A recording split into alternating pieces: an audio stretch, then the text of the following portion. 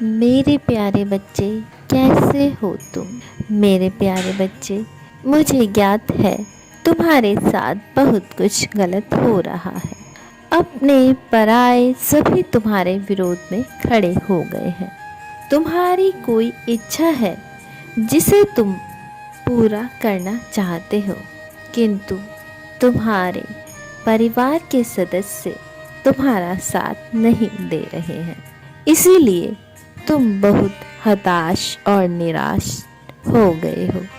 मेरे प्यारे बच्चे, तुम्हें ऐसा महसूस हो रहा है जैसे कि सब कुछ बिखर रहा है। तुम्हारी इच्छा, तुम्हारे सपने, तुम्हारी खुशियाँ सभी का अंत हो रहा है। परंतु मेरे बच्चे, अंत ही आरंभ है। यह तुमको सदैव ही ध्यान में रखना है कि किसी भी चीज़ का अंत ही आरंभ होता है। मेरे बच्चे, क्या तुम यह बात भूल गए हो कि मैं तुम्हारे सदैव ही साथ हूँ? क्या हुआ जो पूरी दुनिया तुम्हारा साथ नहीं दे रही है? मैं हूँ तुम्हारे साथ। मैंने सदैव तुम्हारा साथ दिया है। हर विपत्ति में, हर संकट में मैंने तुम्हें संभाला है और आगे भी संभालता रहूँगा।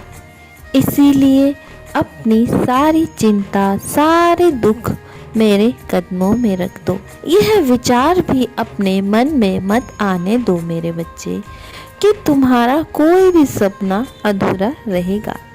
मेरे बच्चे, एक बार पूर्ण मन से स्वयं को मुझे समर्पित कर दो।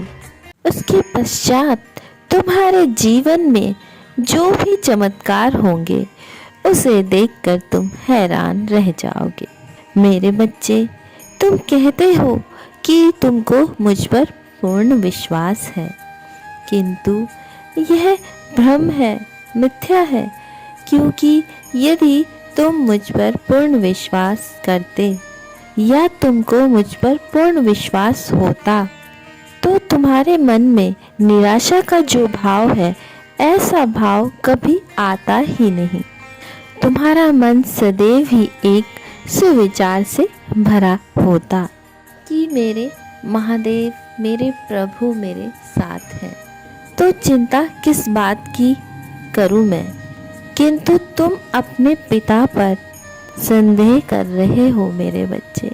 तुम प्रत्येक बार मुझसे यह कहते हो कि यदि मैं तुम्हारे साथ हूँ तो तुम्हारे साथ बुरा क्यों होता है? लोग तुम्हें दुख और पीड़ा क्यों देते हैं? तुम्हें हर कार्य में असफलता क्यों मिलती है? ऐसे ही सवालों का एक चक्र तुम्हारे मन में चलता रहता है मेरे प्रति। मैं यह सब जानता हूँ मेरे प्यारे बच्चे। ऐसा तो नहीं है कि तुम्हें केवल दुख, असफलता ही मिली है। मेरे बच्चे, तुम्हारे जीवन में मैंने बहुत कुछ अच्छा किया है, जिसके लिए तुम मुझे धन्यवाद करना भूल गए हो। मेरे प्यारे बच्चे, मैं तुम्हारा रचयिता हूँ। यदि तुम्हें तकलीफ होती है तो कष्ट मुझे भी होता है, किंतु मैं विवश हूँ।